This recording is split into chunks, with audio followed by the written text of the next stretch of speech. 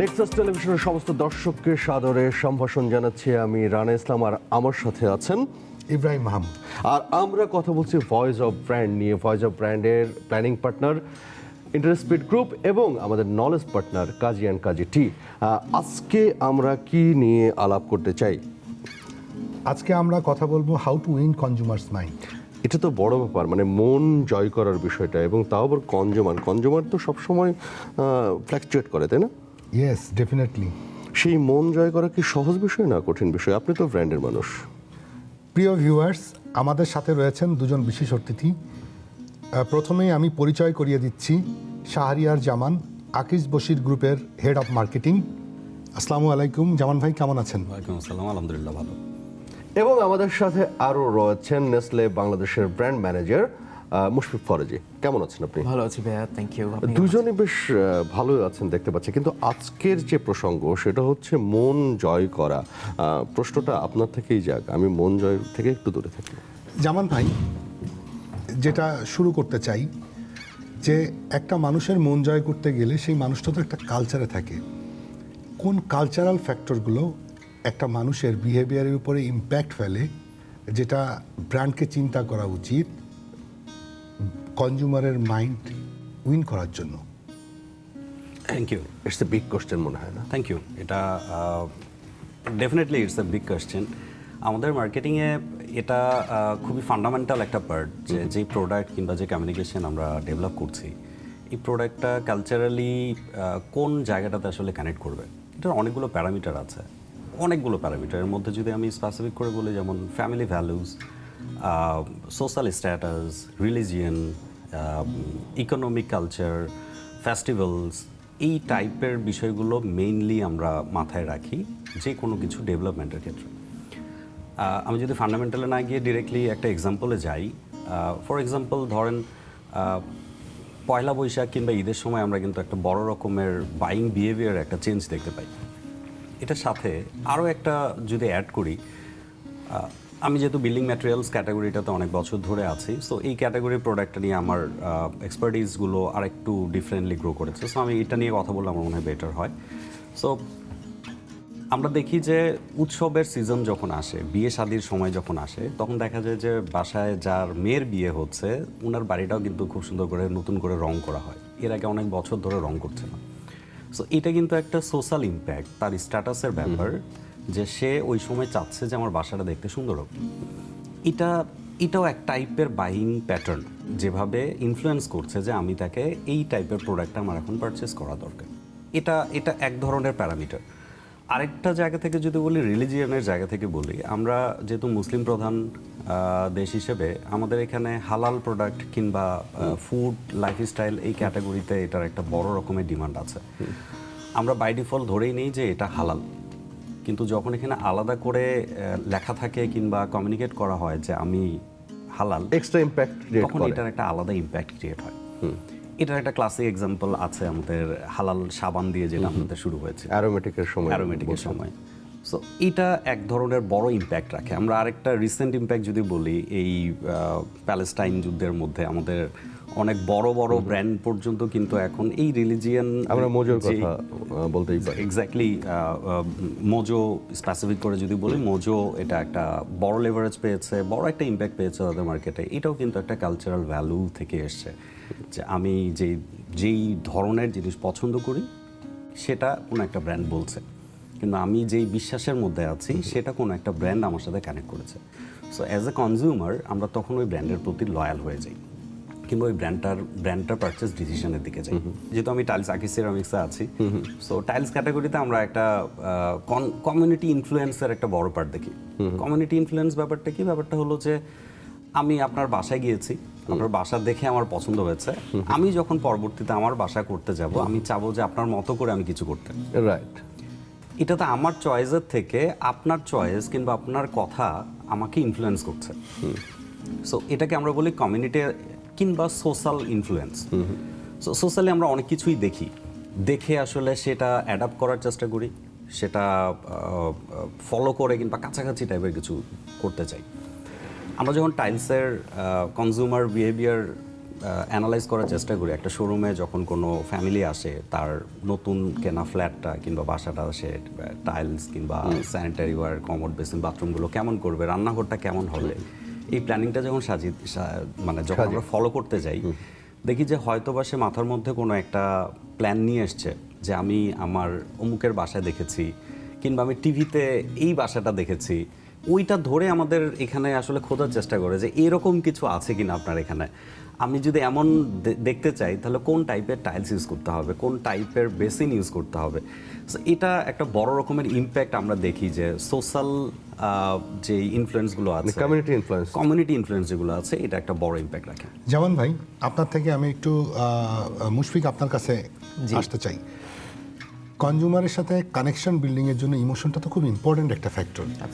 এখন ব্র্যান্ড কি করে, কনজিউমারের সাথে কানেকশন বিল্ড আপ করার চেষ্টা করে। এই কানেকশনের জন্য কি কি স্ট্র্যাটেজিগুলো গ্রহণ করা যেতে পারে? থ্যাংক ইউ ভাই। আমি যদি জামান ভাইয়ের থেকে ডিসকাশনটাকে কন্টিনিউ করাই, জামান ভাই অনেকগুলো কালচারাল ফ্যাক্টরসের কথা বলেছেন, যেমন ল্যাঙ্গুয়েজ, যেমন রিলিজিয়ন। সো এরকম আরও অনেক কিছু আছে যেগুলো আসলে একটা কনজিউমারকে পারচেজ ডিসিশন বা কোনো একটা ডিসিশন মেকিংয়ে অনেক হেল্প করে। So as a brand I think আমাদের যেই প্রথম কাজটা হওয়া উচিত সেটা হচ্ছে এই ইমোশনাল কানেকশনের জন্য আমাদের আসলে রেলেভেন্স, কনজিউমার যেই ল্যাঙ্গুয়েজে কথা বলছে, যেই বিলিভ, যেই ভ্যালুস থেকে কথা বলছে, সেগুলোর সাথে রিজেম্বল করতে হবে, মানে রেলেভেন্স ক্রিয়েট করতে হবে। আমার ব্র্যান্ড এক্স্যাক্টলি কনজিউমার কী চায়, ওর এক্সপেকটেশন কী, তাদের প্রেফারেন্স কী, সেই অনুযায়ী আমাদের আসলে সেই ল্যাঙ্গুয়েজে কথা বলতে হবে, সেভাবে কমিউনিকেট করতে হবে, সেই ভ্যালুসগুলো নিয়ে কাজ করতে হবে অ্যাজ এ ব্র্যান্ড। ইফ আমরা যদি সেভাবেই কাজগুলো কন্টিনিউ করতে পারি তাহলে আসলে ইমোশনাল কানেকশনের জায়গাটা অনেক ইজি হয়ে যাবে। ফর এক্সাম্পল উনি বলেছেন যে পহেলা বৈশাখ, তো আমরা দেখি যে পহেলা বৈশাখ যখন ফেস্টিভিটি আসে তখন many of the fashion brands, আমি যদি বলি আরং বলি, তো তারা কি করে, তারা হচ্ছে গিয়ে ওই পহেলা বৈশাখ ফেস্টিভ উপলক্ষে সেই পহেলা বৈশাখের যে অ্যাটায়ার, যেই ধরনের কালার, সেগুলোর উপর বেস করে কিন্তু পোশাক নিয়ে আসে। সো আপনি যখন পারচেজ করতে যাবেন তখন কি করবেন, আপনি পহেলা বৈশাখ ফেস্টিভ্যালটি মাথায় রেখেই পারচেজটা করবেন। আপনি যদি রেলেভেন্ট ওই জায়গায় না হতে পারেন, আপনি কিন্তু ওই পেনিট্রেশনটা গেইন করতে পারবেন না কনজিউমারের কাছে। সো এই পেনিট্রেশন, এই পারচেজ ইনফ্লুয়েন্সার হিসেবে কাজ করানোর জন্য I think relevance plays the biggest role, এবং সেখানে আসলে কালচারাল ফ্যাক্টরস যেগুলা জামান ভাই বলেছেন সেগুলো নিয়ে আসলে আমাদের কাজ করতে হবে। এই জায়গাটাতেই আসলে ইমোশনাল কানেকশনটা বিল্ড হয়। সো আমার মনে হয়, বাট আমরা বিভিন্ন জায়গায় কিন্তু এটাও দেখি যে ট্র্যাডিশনাল বা কালচারাল যে নর্মসগুলো আছে সেগুলো ব্রেক হয় অনেক ক্ষেত্রে ক্যাম্পেইনিং এর ক্ষেত্রে। সেই জায়গাগুলো আসলে কেন করা হয়, ওই স্ট্র্যাটেজিটা আসলে কি বিলং করে? ফর এক্সাম্পল আমি যদি বলি, কিছু জায়গায় কালচারাল নর্মস ব্রেক করার কথা যে বলছেন, সেখানে দেখা যায় যে আমি অ্যাজ এ ব্র্যান্ড, আমি মার্কেটে একটা ডিফারেন্সিয়েটর, মানে আমরা কতগুলা ভাগে আসলে তার ব্র্যান্ড পাওয়ার গেইন করে। দেয়ার আর মিনিংফুলনেস, আপনার মিনিংফুল হতে হবে অ্যাজ এ ব্র্যান্ড, আপনার ডিফারেন্ট হতে হবে অ্যাজ এ ব্র্যান্ড, আপনার স্যালিয়েন্সি আপনাকে ড্রাইভ করবে। সো ওই তিনটা জায়গাকে আমি যখন কনসিডার করি, আমার ব্র্যান্ডের শেয়ার আমি কিভাবে গেইন করব, দ্যাট ডিপেন্ডস যে আমি কোন পার্টিকুলার ফ্যাক্টরে I will focus more. So differentiator যেটা, সো আমি যদি অন্যান্য মি টু ব্র্যান্ড থেকে ডিফারেন্ট হতে চাই, তখন দেখা যায় যে আমি ওই কনটেক্সটে কিছু কালচারাল নর্মস ব্রেক করে আমি একটা পার্টিকুলার সেট অফ কনজিউমারের কাছে রেলেভেন্ট হতে চাই। মেবি তারা এই কালচারাল নর্মসের সাথে রিলেটেড না, সো ওদের সাথে রেলেভেন্স বিল্ড করার জন্য আসলে আমার এই স্ট্র্যাটেজি ফলো করা হয়। জামান ভাই আপনার কাছে আসতে চাই এই জায়গাটা থেকে, সেটা হচ্ছে কালচার, ইমোশন, এই দুটা যে কানেকশন, এই কানেকশনের জন্য কনটেক্সট চলে আসছে অলরেডি। তাহলে কনটেক্সটকে প্রেজেন্ট করার জন্য কালচারের সাথে ইমোশনের যে কানেকশন, এটার জন্য দরকার হয় স্টোরি টেলিং।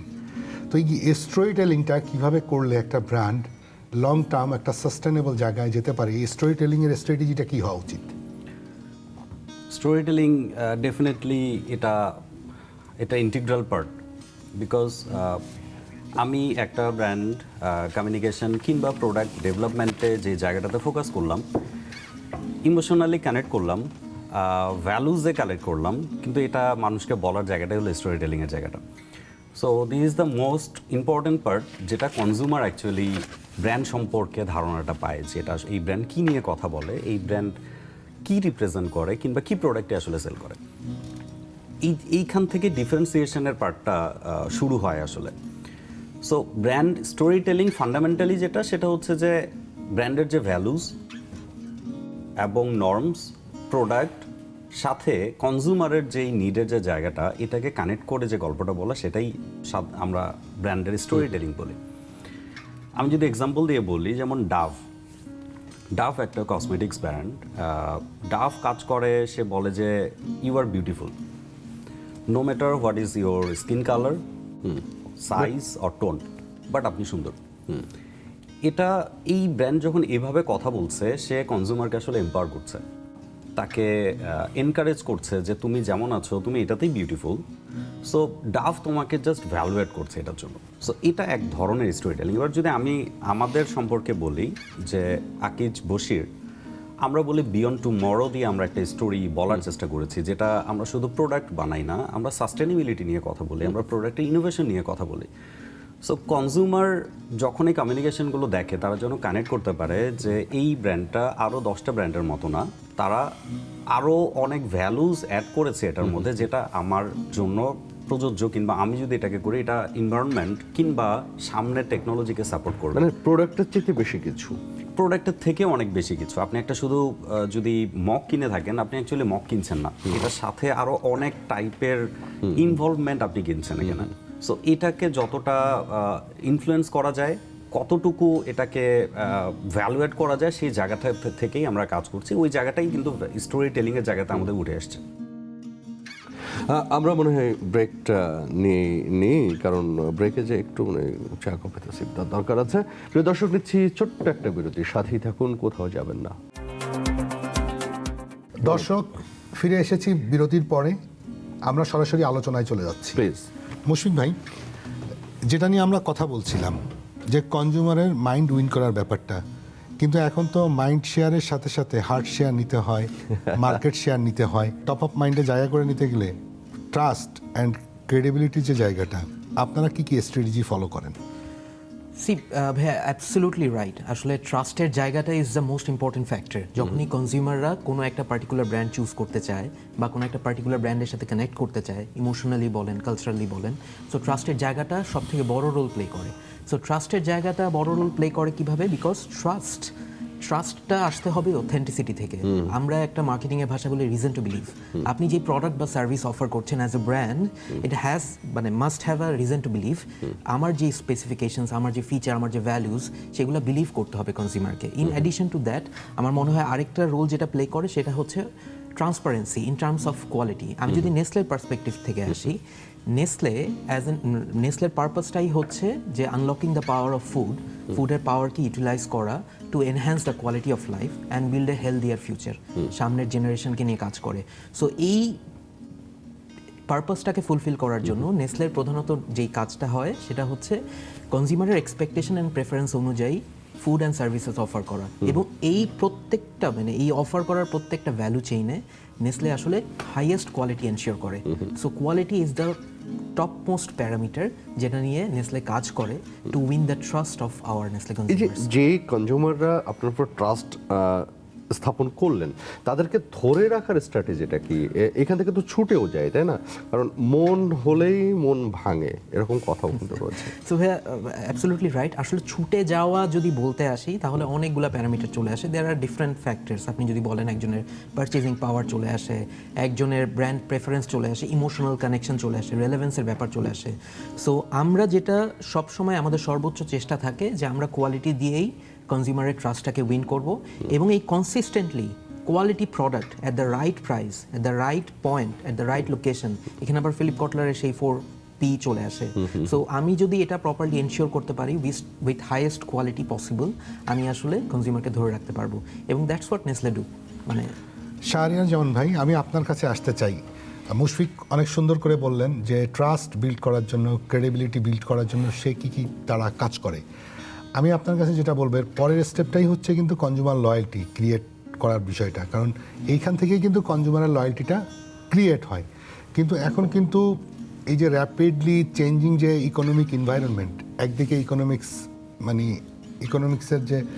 ইকোনমিক্সের যে আপস অ্যান্ড ডাউনসটা আছে, এই আপস অ্যান্ড ডাউনস, তারপরে হচ্ছে গিয়া যে আমরা যদি অস্থিরতার একটা বর্তমানে ব্যাপার আছে। বাংলাদেশের সিচুয়েশনে বলি, এক ধরনের তো স্লো অস্থিরতা চলছে। জায়গায় চলছে, টোটাল ইকোনমির চাকাটা একটু কম ঘুরছে। এই চ্যালেঞ্জগুলোই তো কিভাবে মানে আসে? কনজিউমার লয়্যালটিতে কি ইম্প্যাক্ট ফেলে এবং এইটা থেকে বের হয়ে আসার জন্য কি করা যায়? ধন্যবাদ আপনাকে, খুবই চমৎকারভাবে বলেছেন। আমি যদি মুশফিক ভাইয়ের ডিসকাশনটা থেকেই কন্টিনিউ করি, যে ট্রাস্ট থেকেই আসলে লয়ালিটি ক্রিয়েট হয়। একটা ব্র্যান্ড যখন অনেকগুলো ব্র্যান্ডের ভিড় থেকে আমি পিক করি, কোন একটা মানে কনজিউমার কম্পিটিটর তো রয়েছেই আপনার মার্কেটে। কম্পিটিটর রয়েছে মার্কেটে, অনেক কম্পিটিটর রয়েছে, প্রাইস ফাইটার রয়েছে, প্রিমিয়াম প্রোডাক্ট রয়েছে, নানা টাইপের প্রোডাক্ট আছে। সেখান থেকে আমি একটা স্পেসিফিক প্রোডাক্ট যখন পারচেস করি কিংবা ডিসিশনটা আমি নেই, তখন আমার স্যাটিসফ্যাকশন এবং আমার এক্সপেকটেশন যখন ম্যাচ করে, তখনই আসলে ট্রাস্টটা ক্রিয়েট হয় এবং সেটা থেকে ব্র্যান্ড লয়ালিটিতে আসে। ব্র্যান্ড লয়ালিটি কয়েকভাবেই আমরা ইমপ্লিমেন্ট করতে পারি। সো এখানে দুইটা ওয়ে আছে। একটা হচ্ছে brand loyalty is with benefit two consumer, and consumer ব্র্যান্ডের প্রতি লয়াল। সো এটার জন্য কোনো বেনিফিট দিতে হয় না, আপনি এমনিতেই এই প্রোডাক্টটা সম্পর্কে কিংবা তাদের সার্ভিস সম্পর্কে নেন। আমি একটা ছোট এক্সাম্পল দিই, রিসেন্ট টাইমের এক্সাম্পল। সিটিসেল রিসেন্টলি আমি দেখলাম যে নতুন করে আসছে। সো সিটিসেল বন্ধ হয়ে গেছে আরও মনে হয় 10-12 বছর আগে, অফিসিয়ালি তারও পরে বন্ধ হয়েছে। সো এই যেই সময়ের মধ্যে অনেক কনজিউমার তাদের কিন্তু ইউজ করতো, তারা বন্ধ হয়ে গেছে। এখন যখন নতুন করে সিটিসেলের ঘোষণা আসলো যে তারা আসবে, পুরনো যারা কনজিউমার ছিল তারা কিন্তু এখন বলছে যে আমি আবার সিটিসেলে ফেরত যেতে চাই। তো এটা কিন্তু ব্র্যান্ডের প্রতি লয়াল যে কনজিউমাররা ছিল তারাই বলছে যে আমি আবারও সেই সার্ভিসটা নিব, কারণ সে স্যাটিসফাইড ছিল, তার ওই ব্র্যান্ডের প্রতি একটা মানে ট্রাস্ট। কাস্টমার স্যাটিসফ্যাকশন এখানে ইম্পর্টেন্ট রোল প্লে করে নিশ্চয়ই। খুবই ইম্পর্টেন্ট রোল প্লে করে। এখানে দুইটা পার্ট যদি বলি, আমরা ব্র্যান্ডের ক্ষেত্রে বেশিরভাগ জায়গাতেই আমরা আসলে ব্র্যান্ডকে কমোডিটি হিসেবে প্লেস করতে চাই। মানে এটা একটা এসেনশিয়াল প্রোডাক্ট, আপনার নিতেই হবে। আপনি তেল কিনবেন, আপনার নিতেই হবে। এখানে ব্র্যান্ড লয়ালিটির জায়গাটা খুবই কম। আপনি হয়তো বা সাপ্লাই কম, প্রোডাক্ট পাচ্ছেন না, যেটা পাচ্ছেন সামনে এমন একটা প্রোডাক্ট নিচ্ছেন, এইটা একটা ক্যাটাগরি। আরেকটা ক্যাটাগরিতে আপনার এখানে অনেক অপশন আছে, ব্র্যান্ডের অনেক প্রোডাক্ট মার্কেটে অ্যাভেলেবেল আছে। তখন আসে হচ্ছে ব্র্যান্ড লয়ালিটির পার্টটা, যে আপনি কোনটা পিক করবেন। আপনি এর আগে ওটা পিক করেছিলেন, এটাতেও এখন যেন থাকেন। আমরা ব্র্যান্ডের অ্যাজ এ মার্কেটিয়ার আমরা চাই যে একটা কনজিউমার লম্বা সময় ধরে যেন ওই ব্র্যান্ডের সাথে থাকে। সো এই ট্রাস্ট গেইন করার পরে লয়ালিটিতে যখন আমরা কনভার্ট করি, এটার জন্য বেশ কিছু ইনিশিয়েটিভ বিভিন্ন ব্র্যান্ড তার কনজিউমার অনুযায়ী বিভিন্নভাবে নেয়। আমি যেহেতু বিল্ডিং ম্যাটেরিয়ালস বলছি, বিল্ডিং ম্যাটেরিয়ালসে লয়ালিটি আপনি আপনার এক্সপেরিয়েন্সটা শেয়ার করুন। জি, বিল্ডিং ম্যাটেরিয়ালসে লয়ালিটি খুবই ইম্পর্ট্যান্ট একটা পার্ট, বিকজ একটা কনজিউমার তার লাইফ টাইমে একবারই এই টাইপের প্রোডাক্ট কিনে। ফর এক্সাম্পল সিমেন্ট, আপনি আপনার লাইফ টাইমে অ্যাভারেজে একবারই কিনবেন, এর পরে গিয়ে আপনি অ্যাডভোকেসি করবেন, এবং এটা ফ্রি অ্যাডভোকেসি করবেন যদি আপনি স্যাটিসফাইড হন। সো এটা আমরা বিল্ড করার চেষ্টা করি যেন একটা কনজিউমার অ্যাডভোকেট ক্রিয়েট হয়। This is also part of brand loyalty. Second হচ্ছে যারা ইউজ করছে কিংবা করাচ্ছে, আমি যদি বলি ইঞ্জিনিয়ার্স কিংবা মিস্ত্রি, এই ক্যাটাগরিরা করছে কি, ওনারা নিজের জন্য কিনছে না, আরেকজনের জন্য ইউজ করছে, রিকমেন্ড করছে। এটার জন্য মেবি কিছু কিছু ক্ষেত্রে তাদেরকে বেনিফিট দেওয়া হচ্ছে। বিভিন্ন রকম বেনিফিট হতে পারে, যে তুমি যদি এই ব্র্যান্ড সম্পর্কে কথা বলো, এটার জন্য তুমি হয়তো বা বছর শেষে কোনো একটা গিফট পাবা, কিংবা এই টাইপের রেগুলার বেসিসে তাকে কিছু গিফট দেওয়া, প্রমোশনাল অ্যাক্টিভিটি থাকে, কিছু প্রমোশনের মধ্যে থাকে সে যেন। জামান ভাই, এখানে একটা বিষয় আমি অ্যাড করতে চাই, ethics in branding, that is very important. Definitely. So consumer loyalty create করার ক্ষেত্রে যদি ইথিক্যাল পার্সপেক্টিভ থেকে ওইটা যদি রাইট না হয়, সেটা তো আসলে ব্র্যান্ডের সাথে যায় না। সেটাকে কিভাবে দেখছেন? বিষয়টা হচ্ছে লং রানে সেই ব্র্যান্ড আসলে সাস্টেইনও করতে পারে। মানে সাস্টেনেবিলিটিতে প্রবলেম ক্রিয়েট করবে। আপনি ইনিশিয়ালি আপনি আনইথিক্যাল কোনো প্র্যাকটিস দিয়ে আপনি কাউকে হয়তো বা প্রমোট করতে পারেন, একটা মার্কেট শেয়ার ইনিশিয়ালি নিতেও পারেন মেবি, বাট লং রানে গিয়ে আপনি কিন্তু সেটা সাস্টেইন করতে পারবেন না, বিকজ কনজিউমার বোকা না। কনজিউমার কিনছে, তার মধ্যে ওই স্যাটিসফ্যাকশনটা গ্রো করাটাও একটা ইস্যু। যেটা আমি বলছিলাম যে কনজিউমার যখন একবার কিনে স্যাটিসফাই হয়, তারপরে সে অ্যাডভোকেসি করে, ফ্রি অ্যাডভোকেসি করে। সাথে যদি ওই মিস্ত্রিটাও একই কথা বলে সেম ব্র্যান্ড নিয়ে, তখন এটা কিন্তু আপনি আরেকটা কনজিউমার হিসেবে আপনার অনেকগুলো রিজন রয়ে যায় যে কেন আপনি ব্র্যান্ডটা সিলেক্ট করবেন। তো যখন একজন মিস্ত্রি বলছে, আরেকজন বলছে যে না এটা ভালো না, তখন কিন্তু গিয়ে ব্র্যান্ড ফেল করে। So that's why ethical practice is definitely important. লয়ালিটির একটা বড় পার্ট হচ্ছে কনজিউমার হোক কিংবা রিকমেন্ডেটর হোক, তাদেরকে একটা ভ্যালু প্রপোজ করা, যেন সে নিজে এটাকে ভ্যালুড মনে করে যে একটা ব্র্যান্ড আমাকে ভ্যালু দিল কিংবা আমাকে প্রায়োরিটি দিল। এই জায়গাটাই মেনলি ব্র্যান্ড রয়্যালিটির বড় কাজ। আমরা যদি ছোট করে স্বপ্ন কিংবা মিনাবাজারের ব্র্যান্ড রয়্যালিটি বলি, আপনি পারচেস এমনিও করতেন, কিন্তু সে যখন একটা পয়েন্ট দিল, এই পয়েন্টটা আপনাকে আরও পরের বার যাওয়ার জন্য, আরও পয়েন্ট বাড়ানোর জন্য রিওয়ার্ডিং এর ব্যাপারটা। সো আমি ফিল করি যে I am valued. Brand also একটা লম্বা সময়ের জন্য একটা কনজিউমারকে অ্যাকোয়ার করতে পারে। So that's how brand loyalty works. Mushfiq, আপনার কাছে আসতে চাই। লয়্যালটির পরে যে জায়গাটাতে আমি যাব সেটা হচ্ছে যে মিডিয়া যে ইউজ করা হচ্ছে এখন, তো digital media huge impact create করছে, টেকনোলজিক্যাল চেঞ্জগুলো, এবং জেনজি জেনারেশন কিন্তু পারচেজিংয়ের ক্ষেত্রে একটা ইম্প্যাক্ট ক্রিয়েট করা শুরু করেছে অলরেডি ডিসিশন মেকিংয়ে, তাই না? তো সেই পার্সপেক্টিভ থেকে ডিজিটাল মিডিয়া যে ম্যাসিভ রোলটা প্লে করছে সেটা আসলে কেমন হওয়া উচিত কনজিউমারের সাথে কানেকশনের ক্ষেত্রে, ইনফ্যাক্ট সব কিছু মাথায় রেখে জেনারেশনকে যদি একটু বলতেন। হ্যাঁ অ্যাবসলিউটলি ভাই, আপনি যেহেতু জেনজির কথাই নিয়ে আসছেন, অ্যাকচুয়ালি জেনজিকে আমরা দেখছি as a revolutionary generation, not only Bangladesh কিন্তু ওয়ার্ল্ড।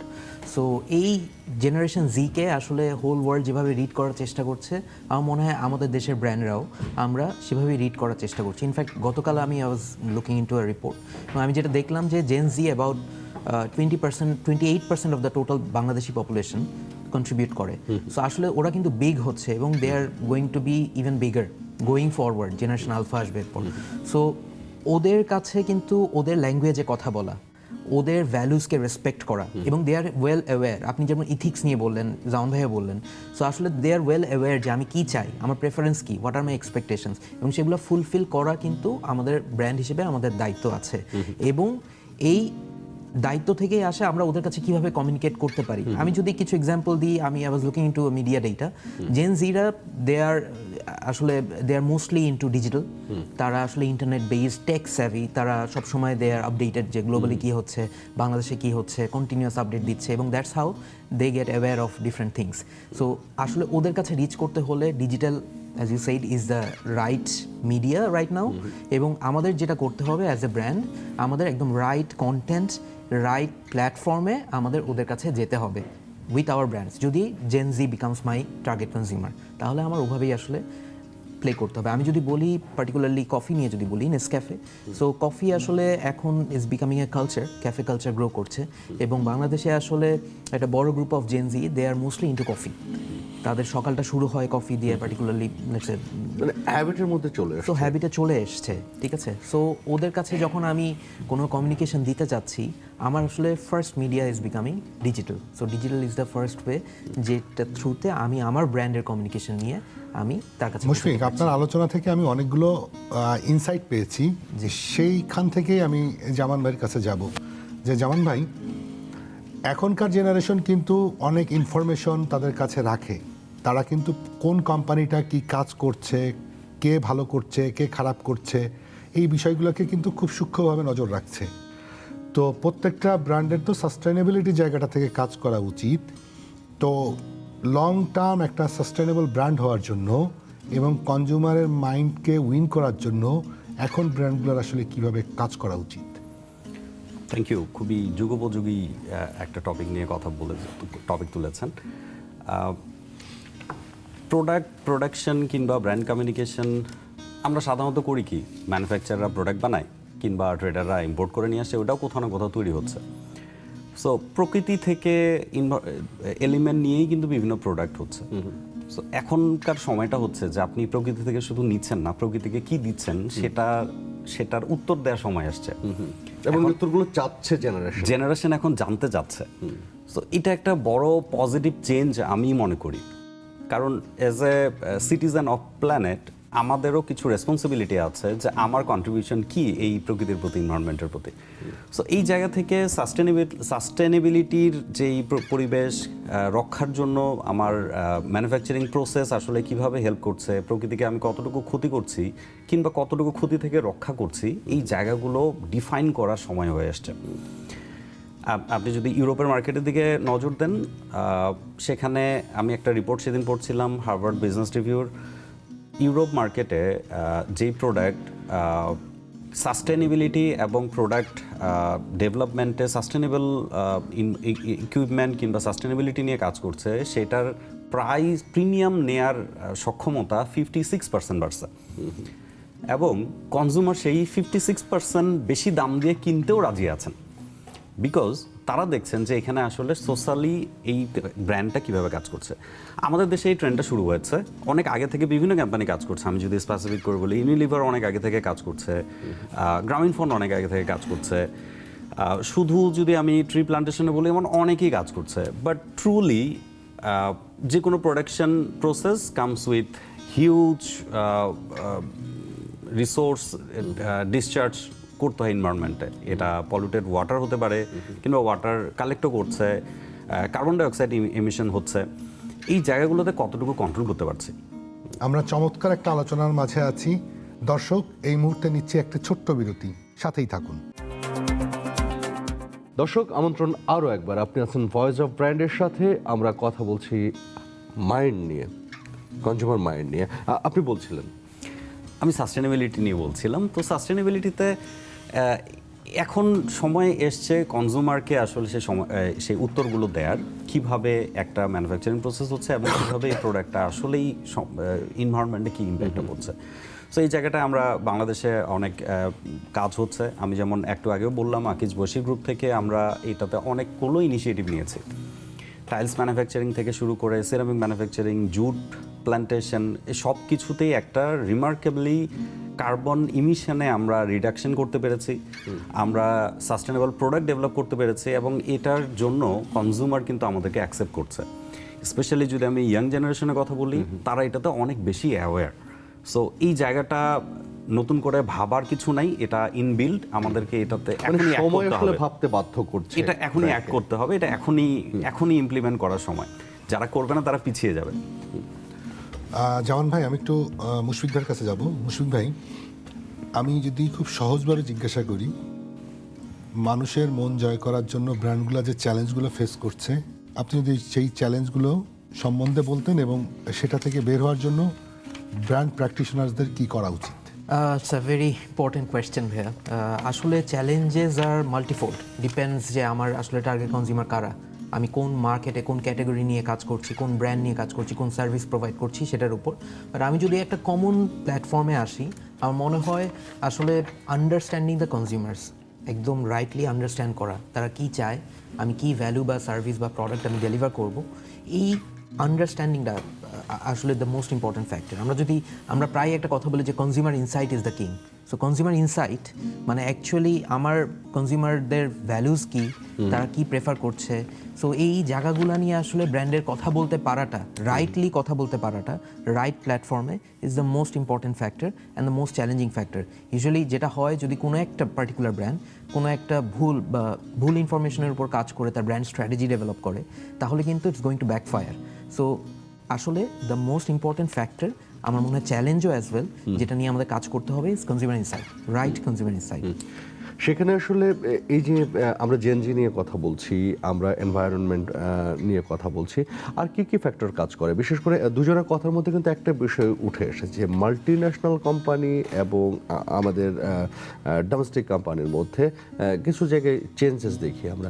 ওই জায়গায় যেমন ইনোভেশন, যেমন ভাই, এই ইনোভেশন এবং ইনোভেশন অ্যাডাপ্টেশনের জায়গাটা থেকে আমরা আসলে কিভাবে কাজ করতে পারি, যেটা আমাদের এই যে ডিফারেন্স বিটুইন মাল্টি ন্যাশনাল এবং ন্যাশনাল, এই জায়গাটায় যদি মানে ফিউচারিস্টিক যদি হতে চাই, আসলে কি করতে হবে? আমি এটাতে যদি আমি অ্যালাইন করে বলি, রাইট কনজিউমার ইনসাইট নিয়ে যে কথাটা কেবল আমরা আলোচনা করলাম, আমরা আমাদের অ্যানালাইসিস মতে যখন কনজিউমারের ট্রেন্ডটা আমরা অ্যানালাইজ করছিলাম, গতানুগতিক কিংবা রেগুলার টাইপের কোনো কিছুতে কনজিউমার এখন থাকতে যাচ্ছে না। তারা নতুন কিছু চায়, ইনোভেশন চায়।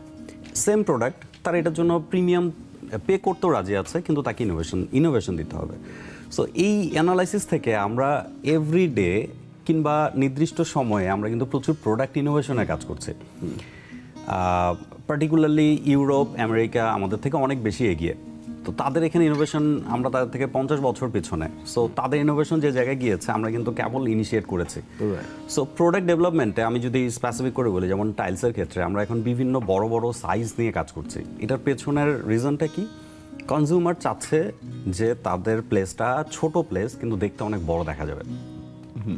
সো এটা কিভাবে করা যায়?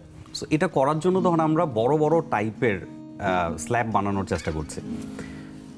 আমরা চিন্তা করছি যে মানুষজন আগে মার্বেল ইউজ করতো, মার্বেল এখন অনেক এক্সপেন্সিভ। সো মার্বেলের মতো দেখতে ফার্নিচার যদি হয় তাহলে কেমন হয়? সো আমি কনজিউমারের অ্যানালাইসিসটা যখন নিয়েছি তখন কিন্তু কনজিউমারই বলে দিচ্ছে আমার কি ইনোভেশন করতে হবে, নতুন কি আনতে হবে।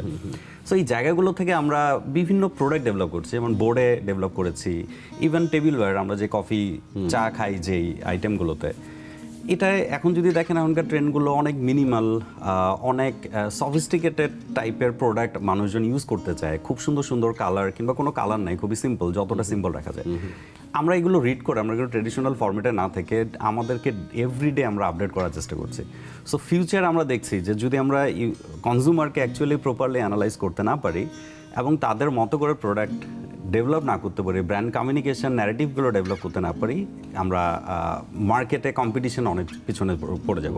সো প্রোডাক্ট ইনোভেশন এবং এভরিডে কমিউনিকেশন থেকে শুরু করে সবগুলোতে ওই টাচটা রাখাও একটা বড় চ্যালেঞ্জ। আচ্ছা, মাঝে মাঝে তো এই চ্যালেঞ্জে ফেলও করতে হয়, ফেইলিং স্টোরিগুলো কেমন হয় এবং সেখান থেকে শেখার কি থাকে? ফেইলার এটা পার্ট অফ প্রসেস, বিকজ আপনি কোনো কিছু যখন ইনিশিয়েট করবেন, কনজিউমার ইনসাইট অনেক সময় রং হয়ে যায়। আমরা হয়তো বা যেই ইনসাইটটা যে কনজিউমারকে টার্গেট করে কাজ করছিলাম, মেবি তারা আমাদের পারসেপশনটা ভুল ছিল, আমরা সেই জায়গাতে ব্যাকফায়ার করেছে। আমি একটা ছোট এক্সাম্পল যদি দেই, যদি অনেক পুরনো 10 বছর পুরনো একটা প্রোডাক্ট ফসেট, তখন ইম্পোর্টেড কিছু ফসেট মার্কেটে চলতো। সো আমি সঙ্গত কারণে আসলে ব্র্যান্ডের নাম কিংবা কোম্পানির নাম বলছি না। সো একটা প্রোডাক্ট ডেভেলপ করি, সেই প্রোডাক্টটা মার্কেটে খুবই ইমিডিয়েটলি ছেড়ে দেয়। এটা খুবই কস্ট ইফেক্টিভ, ইম্পোর্টেড প্রোডাক্টের থেকে কম দাম, দেখতে খুবই সুন্দর এবং খুবই চমৎকার একটা কমিউনিকেশন করি। উইদিন 1 মান্থ আমরা ব্র্যান্ডের ভয়েসে ওই ক্যাটাগরিতে 1 নম্বরে চলে যাই অ্যাজ এ ব্র্যান্ড। আচ্ছা, বাট প্রোডাক্ট ব্যাকফায়ার করে, আমাদের বাধ্য হয়ে প্রোডাক্ট রিকল করতে হয় প্রথমবার উইদিন 1.5 মান্থস। প্রোডাক্ট রিকল করে আমরা আবার প্রোডাক্ট যখন মার্কেটে পাঠাই, যত ইনস্টল হয়েছে তাদেরকেও রিপ্লেস করে দিয়েছি ফ্রিতে, এবং তারপরে সেকেন্ড টাইম আমরা আবার ফেল করি, এবং সেকেন্ড টাইম ফেল করার পরে ব্র্যান্ড আর দাঁড়াতে পারেনি।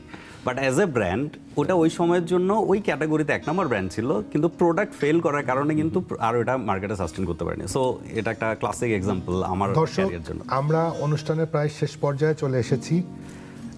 আমরা প্রথমে যেটা বলছিলাম যে ভয়েস অফ ব্র্যান্ড এমনই একটি প্ল্যাটফর্ম যেখানে আমরা ব্র্যান্ডিং জগতের নানা জানা অজানা তথ্যগুলোকে তুলে ধরবো, এবং আমরা শুধু সাকসেসকেই তুলে ধরবো না, আমরা আমার বিভিন্ন ব্র্যান্ডের ফেইলিওরের যে গল্পগুলো আছে সেগুলোকেও তুলে ধরবো। তো সবার শেষ প্রশ্ন মুশফিকের কাছে। শেষ প্রশ্নে যাবার আগে এই পার্টে আমরা একটা ব্রেক নিয়ে নিই। প্রিয় দর্শক, নিচ্ছি আরও একটা বিরতি। আর আপনাদের জানিয়ে রাখি, আমাদের এই আয়োজনের প্ল্যানিং পার্টনার ইন্টারস্পিড গ্রুপ এবং নলেজ পার্টনার কাজী অ্যান্ড কাজী টি। নিচ্ছি ছোট্ট একটা ব্রেক। ফিরে এসেছি ব্রেকের পরে। প্রিয় দর্শক, যে আলোচনায় ছিলাম, যেমন ভাই, আমরা তো এতক্ষণ how to win consumers mind নিয়ে কথা বললাম ডিটেলসে।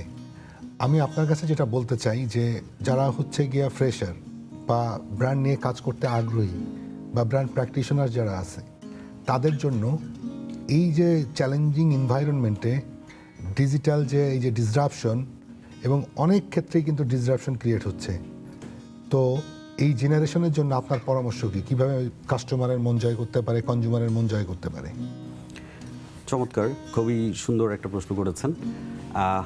আমার জায়গা থেকে যদি বলি, এটা আমার ব্যক্তিগত অভিমত, যেটা যে কোনো কমিউনিকেশন প্রোডাক্ট কিংবা কনজিউমারের মাইন্ডে ঢোকার জন্য সবার আগে যেটা দরকার সেটা হচ্ছে কনজিউমারকে খুব ভালো মতো চেনা, কনজিউমারের নিডটা বোঝা এবং সে অনুযায়ী কমিউনিকেশন কিংবা প্রোডাক্টকে ইমপ্লিমেন্ট করা। সো এটা একদমই কোর। এর সাথে আপনাকে আমি যখন সবসময় বলি আমার জুনিয়র কিংবা যারা ক্যারিয়ার করতে চায় ব্র্যান্ডে কমিউনিকেশন, আমি বলি যে আসলে মার্কেটে যদি তোমাকে ডিসরাপশন ক্রিয়েট করতে না পারো, then it is difficult to survive. যে কথাটা বলছিলেন যে ডিজিটালের শুধু ডিজিটাল বলবো না, মিডিয়া ডিসরাপশনে এত পরিমাণে মিডিয়া, আমরা এখন প্রতি মিনিটে একজন ভিউয়ার ফেসবুকে ঢুকলে 18টা কমিউনিকেশন দেখতে পায়। সো এই যে এত কমিউনিকেশন দেখছেন, আপনার এখানে থামটা স্টপ করতে হবে কোথায়? সো এই জায়গাটা আইডেন্টিফাই করাটাও জরুরি। আমি যদি গতানুগতিক একই জিনিস করতে থাকি, সো আমার কমিউনিকেশনও স্ক্রল হতে থাকবে। সো হয়তো বা এটার জন্য ফেসবুক দেখাচ্ছে যে আমার ভিউ হয়েছে, but actually it's not a view. So এই জায়গাগুলো প্রপার জায়গায় পৌঁছাচ্ছে কিনা, প্রপার কনজিউমারের কাছে যাচ্ছে কিনা, এবং এই কনজিউমার এটা রিলেট করতে পারছে কিনা, তার কোনো প্রবলেম কিংবা তার ইমোশনের সাথে কিংবা তার কালচারের সাথে আমরা কানেক্ট করতে পারছি কিনা। যখন এই কানেকশনগুলো হয় তখনই আমি কনজিউমারের মাইন্ডে ঢুকতে পারি। তার আগ পর্যন্ত কনজিউমারের মাইন্ডে ঢোকা পসিবল হয় না, আমি স্ক্রলের মধ্যে চলে যাই। মনে ঢুকলাম, মন আবার ভেঙেও যায়, এবং মন ভাঙে কখন? যখন আসলে আস্থাহীনতা তৈরি হয়। সেই কথাগুলো আপনাদের মধ্যে চলে এসেছে। কিন্তু এই যে পজিশনিং যে বিষয়টা বললেন উনি, সেইখান থেকে আপনি কিভাবে চিন্তা করেন যে আমরা অনেকগুলো মিডিয়া প্ল্যাটফর্ম এখন তৈরি হয়েছে, আমরা যদি টেলিভিশন, রেডিও, ওটিটি, ডিজিটাল সব জায়গায় ধরি, সেখানে আসলে রাইট কনজিউমার কাছে পৌঁছানোর জন্য আপনার স্ট্র্যাটেজিক প্ল্যানটা কোন জায়গা থেকে চিন্তা করতে হয়? বিশেষ করে এখন যারা কাজ করতে আসবে, নিউকামার, তাদের জন্য আপনার পরামর্শ কি হবে? আমি যদি বলি, আসলে ভাইয়া একদম রাইট কথা বলেছেন যে অ্যাটেনশন অফ স্প্যান আমরা যেটাকে বলি, এটা আসলে কমে আসছে। পার্টিকুলারলি আমাদের এই এখনকার জেনজি বলেন, এই যারা এখন ডিজিটালে খুব টেকসাভি হয়ে গিয়েছে। সো আসলে যেটা কিছুক্ষণ আগেও বলেছিলাম যে রাইট কন্টেন্ট নিয়ে আমার যেতে হবে, রাইট টাইমে রাইট প্ল্যাটফর্মে আমার থাকতে হবে। সো আমি যদি একটা এক্সাম্পল দিই, আমরা যখন ব্যাক ইন 2018, সো ওই সময় যখন আমরা কাজ করছিলাম, আমাদের মেইন ফোকাস ওয়াজ টু বি আমাদের অনলি মিডিয়া প্ল্যাটফর্ম, যেখানে 90% এখনও আছে টিভির পেনিট্রেশন হাইয়েস্ট, বাট ডিজিটালটা গ্রো করছিল। এবং আমি যখন কফি, পার্টিকুলারলি যেহেতু কফি নিয়ে কাজ করি, কফির বিষয়ে যখন আমরা কথা বলেছিলাম, তো তখন দেখতাম যে আসলে আমার যে টিজি টার্গেট গ্রুপ, তার কাছে আমি যখন পৌঁছাতে চাচ্ছি, সো টিভি দিয়ে আমি তার কাছে যেতে পারছি, বাট টিভি ইজ ভেরি ক্লাটার্ড, এবং অনেক ক্লাটার্ড হয়ে যাওয়ার কারণে আমি আসলে রাইট কনজিউমার নিয়ে তার কাছে যেতে পারিনি। আবার এটাও কি মনে হচ্ছে কিনা যে টেলিভিশনের যে কন্টেন্ট প্ল্যানিং, সেখানে আসলে আপনার টিজিকে টাচ করছে না? অ্যাবসলুটলি। সো এই জন্যই বললাম যে আসলে টিজি আমার কোথায় আছে, কোন প্ল্যাটফর্মে আছে, আমি তার কাছে কিভাবে যাব, কোন কন্টেন্ট নিয়ে যাব, এটা মোস্ট ইম্পর্টেন্ট ফ্যাক্টর যখন আমি মিডিয়া নিয়ে কথা বলছি। তো আমি যখন আমার কফি টিজি নিয়ে কথা বলছি, তো তখন আমি দেখলাম যে আসলে তাদের প্রেজেন্স, ফুটপ্রিন্ট ডিজিটালে ইজ মোর দেন টিভি, এবং তাদের কাছে পৌঁছানোর জন্য আমার রাইট কন্টেন্ট নিয়ে আসলে ডিজিটালটাই আসলে প্লেইড এ বিগ রোল। আজকে যদি আমরা বলি যে কফির আসলে যেই পপুলারিটি বেড়েছে, সেটার একটা বড় রিজন হচ্ছে কফি ব্র্যান্ডসরা তারা ডিজিটালে মোর ইনভেস্ট করেছে। সো এটা আসলে cultural factor, needs, values, perception, expectation, সেটার উপর ডিপেন্ড করবে, এবং সেটার উপর ডিপেন্ড করে আমাদের right place, right investment and right content থাকতে হবে। এই যে কনজিউমার ইনসাইট নিয়ে বলছিলেন, বাংলাদেশি কনজিউমার ইনসাইটে আসলে সবচেয়ে বড় ফ্যাক্টর কোনটা কাজ করে, বিশেষ করে আপনাদের মতো ফুড প্রোডাক্টে কাজ করতে গেলে? ফুড প্রোডাক্টের যদি কথা বলি, প্রথমেই আসলে এই বিষয়টা নিয়ে কথা বলেছিলাম আমরা, যে এই যে কালচারাল ভ্যালুস, ইমোশনাল কানেকশন, এই দুইটার একটা ম্যারেজ হতে হবে। আমার কালচারাল ভ্যালুস কি, আমি এক্স্যাক্টলি আমি ওইটাকে ট্যাপ ইন করতে পারছি কিনা, আমার ভ্যালুজ রাইটলি আমি কথা বলতে পারছি কিনা, আমার যেই কনজিউমার নিড, যে এক্সপেকটেশন, সেই জায়গাটা আমি রাইটলি ট্যাপ করতে পারছি কিনা, এবং এইটা রিড করার জন্যই আসলে আমার consumer insight is the most important factor. So আমি যদি আমার কনজিউমার, যারা আমি যেই টিজির কাছে কমিউনিকেট করতে চাচ্ছি, তার ভ্যালুস, তার এক্সপেকটেশনস, তার ল্যাঙ্গুয়েজ, তার ড্রেস আপ, তার ওয়ে অফ টকিং, তার মিডিয়া হ্যাবিট, আমি যদি এই জায়গাগুলো জানতে না পারি, তাহলে আমি আসলে তার কাছে রাইট মোমেন্টে রাইট রিসোর্স নিয়ে যেতে পারবো না। So that's a challenge. একটু ভিন্ন রকম প্রশ্ন করে এবার, মানে ভয়েস অফ ব্র্যান্ডের ওই আজকের বিষয় থেকে একটু ভিন্ন জায়গায়, এই যে ইয়ুথ পিপল আসলে এমপ্লয়মেন্টে আসতে চায়, এমপ্লয়মেন্টে আসার ক্ষেত্রে দুইটা বাস তৈরি হয়েছে, যারা আমরা ইন্ডাস্ট্রি বিলং করি তারা বলি যে আমরা দক্ষ বা মানে ঠিক যে মানুষটি খুঁজছি তাকে পাচ্ছি না, আর যার বাইরের একটা বিশাল অংশ বলছে আমরা জব মার্কেটে জব পাচ্ছি না। এইটা কেন তৈরি হচ্ছে? আসলে এক্সপেকটেশন ভার্সেস রিয়ালিটি, আমার মনে হয় এইটা একটা বড় জায়গা। সো আসলে মানে বোথ, আপনি যেটা বলছেন যে আমরা খুঁজছি, যারা, আমি ব্র্যান্ড দিয়েই বলতে চাই যে ব্র্যান্ডিং এর আসলে লুফলটা কোথায়, কেন এরকম ক্রাইসিস তৈরি হচ্ছে? আপনাদের মুখ থেকেও আমরা পাই এটা। এই জায়গায় আমার কাছে যেটা বড় গ্যাপ মনে হয়, সেটা হচ্ছে এখনকার জেনারেশন যারা অ্যাকচুয়ালি পার্টিকুলারলি জব খুঁজছে, এখানে দুই টাইপের লোকজন আসলে জব করছে। একজন হচ্ছে যাদের বিসিএস দেওয়ার বয়স পার হয়ে গেছে, এখন কোথাও জব পাচ্ছে না, তারপর এখন প্রাইভেট জবে ব্র্যান্ড কিংবা অন্য জায়গাগুলোতে সার্চ করছে। এটা এক ধরনের মানুষ। আরেক ধরনের হচ্ছে যারা BBA কমপ্লিট করেছে এবং জব খুঁজছে। দুই জায়গাতে আমি সেম প্রবলেম দেখি, সেটা হচ্ছে কেউই ডেপথে ঢুকতে চায় না। আমরা যখন ইন্টারভিউতে ডাকি, আমরা আসলে বোঝার চেষ্টা করি সে আসলে কতটুকু ডিটেল ওরিয়েন্টেড, তার অ্যানালিটিক্যাল ক্যাপাবিলিটি কতটুকু, এবং তার আসলেই ক্যারিয়ারের ভিশনটা কোথায়। সো ক্যারিয়ার ভিশন খুবই ইম্পর্ট্যান্ট। আপনি যদি মনে করেন যে আমি ব্র্যান্ডে আমার ক্যারিয়ার গড়তে চাই, সো আপনার কথাবার্তা কিংবা আপনার ওই অ্যাটেনশন টু ডিটেল জিনিসগুলো আপনার কথার মধ্যে চলে মানে আসে। অ্যাটিটিউডের সাথে প্যাশনটাও থাকতে হবে। Definitely passion is the core. এই সেগমেন্টে যদি কাজ করতে হয়, আমরা তো অনেকেই দেখি যে এটা খুবই গ্ল্যামারাস জব, অ্যাড বানাই, এই করি ওই করি, বাট আমাদের ওভারঅল কাজের মেবি 10 to 20% হলো এই কমিউনিকেশনের কাজ। সো ইটস এ পিওরলি একটা অ্যানালাইসিসের কাজ। সো এটা যদি না থাকে, দেন আসলে এমপ্লয়ি যারা এখানে কাজ করতে যাচ্ছে তাদের জন্য ডিফিকাল্ট। এবং সবচেয়ে বেশি জিনিস যেটা থাকা দরকার সেটা হলো কিউরিওসিটি, জানার, এবং আরও বেশি জানার। যদি কিউরিওসিটিটা থাকে, সেক্ষেত্রে আমরা পিক করি তাদেরকে, সেটা বেশিরভাগ ক্ষেত্রে মিসিং পাই। জামান ভাই, অসাধারণ আলোচনা, না, খুবই ভালো লাগলো। মুশফিক ভাই, এইখানে কিন্তু একটা বিষয় থেকেই যায় যে জানার আগ্রহ তৈরি করতে হবে। জানছে আমাদের এই জেনারেশন কিন্তু অনেক নলেজ নিচ্ছে, কিন্তু প্রপার নলেজটার জায়গায় মনে হয় একটু কাজ করার দরকার আছে কিনা, কি মনে হয় আপনার? অ্যাবসলিউটলি। জামান ভাই যেটা বলছিলেন, কিউরিওসিটি, ডেডিকেশন, আমার ডেডিকেশন টু নো মোর, এই জায়গাটায় আসলে সবারই আমার মনে হয় মানে কাজ করা উচিত। পার্টিকুলারলি যারা ফ্রেশার, যারা আসছে, যদি জানার আগ্রহ না থাকে, more than the job itself, more than the how much salary you are getting, I think আপনার লার্নিং প্রসেসটা যদি ভালো হয়, তাহলে ফিউচারে আপনি ডিভিডেন্ড পাবেন, গোয়িং ফরওয়ার্ড ডিভিডেন্ড আমরা পাবো। সো আমার মনে হয় ওই জায়গাটা ইজ মোস্ট ইম্পর্টেন্ট। এই জায়গায় আসলে আমাদের মোস্ট অফ দ্য মানে থটস থাকা উচিত যে আমি জানতে চাই, I want to know more about brands from a professional side. So আমি যদি এটা নিয়ে ভালো কাজ করতে পারি, আই থিঙ্ক নিশ্চয়ই সেই চেষ্টাটা থাকবে। আমরা মনে হয় শেষ করতে পারি ডেফিনেটলি। আজকের এই আয়োজন। মুশফিক, আপনাকে অনেক ধন্যবাদ। জামান ভাই, অসংখ্য ধন্যবাদ। প্রিয় দর্শক, আমরা অনুষ্ঠানের একেবারেই শেষ পর্যায়ে চলে এসেছি। আজকের জন্য বিদায় নিতে হবে। ইনশাল্লাহ দেখা হবে পরবর্তী এপিসোডে নতুন কোনো বিষয় নিয়ে, নতুন কোনো অতিথির সাথে। ততক্ষণ ভালো থাকুন, সুস্থ থাকুন। আর যাবার আগে বলে যেতে চাই, আমাদের প্ল্যানিং পার্টনার ইন্টারস্পিড গ্রুপ এবং knowledge partner Kazi and Kazi T start. দেখা হবে আবারও, সে পর্যন্ত সবাই ভালো থাকুন, বাই বাই।